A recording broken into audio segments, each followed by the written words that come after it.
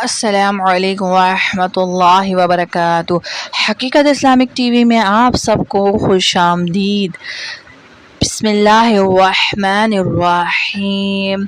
تو پیارے بہن بھائیوں، آج کا جو میرا ٹاپک ہے وہ ہے ایک بادشاہ کی کہانی۔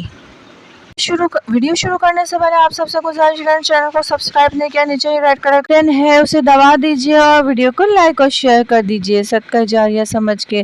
تو پیارے بہن بھائیوں، بادشاہ وقت نے اپنے وزیر سے پوچھا، یہ میرے نوکر مجھ سے زیادہ کیسے خوش رہ لیتے ہیں جبکہ میرے پاس کسی چیز کی کمی نہیں اور ان کے پاس کچھ بھی نہیں۔ تو وزیر نے بادشاہ سے کہا کہ بادشاہ سلامت، آپ اپنے کسی خادم پر قانون نمبر 99 کا استعمال کر کے دیکھیے۔ بادشاہ نے کہا، یہ 99 درہم قانون کیا ہے؟ تو اس پر وزیر نے کہا کہ بادشاہ سلامت، ایک سراحی لیجئے اور اس کے اندر 99 درہم ڈال کر اور لکھ دیجئے اس کے اوپر کہ 100 درہم آپ کے لیے ہدیہ ہے، اور پھر دیکھیے۔ وزیر نے جس طرح کہا اس طرح بادشاہ نے سرحائی میں 99 درہم ڈال کر اور سرحائی کو کسی وزیر کے ذریعے ایک خادم کے دروازے پر رکھوا دیا اور اس کے اوپر لکھوا دیا، یہ 100 درہم تمہارے لیے ہدیہ ہے۔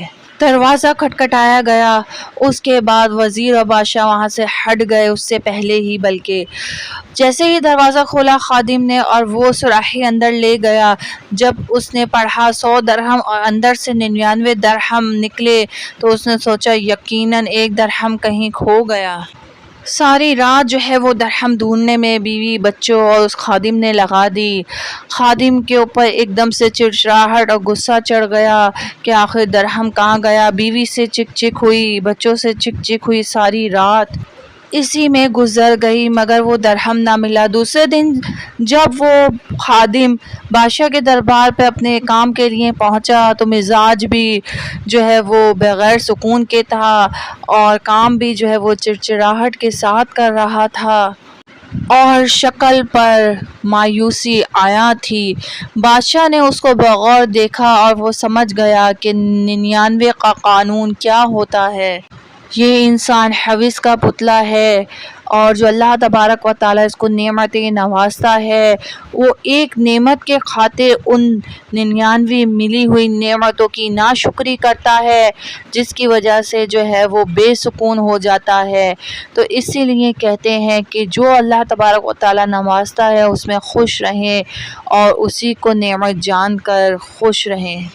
کسی بھی ایک نعمت کی وجہ سے ہمیں جو اللہ تبارک و تعالیٰ نے نعمتیں نوازی ہیں ان کی ناشکری نہیں کرنی چاہیے۔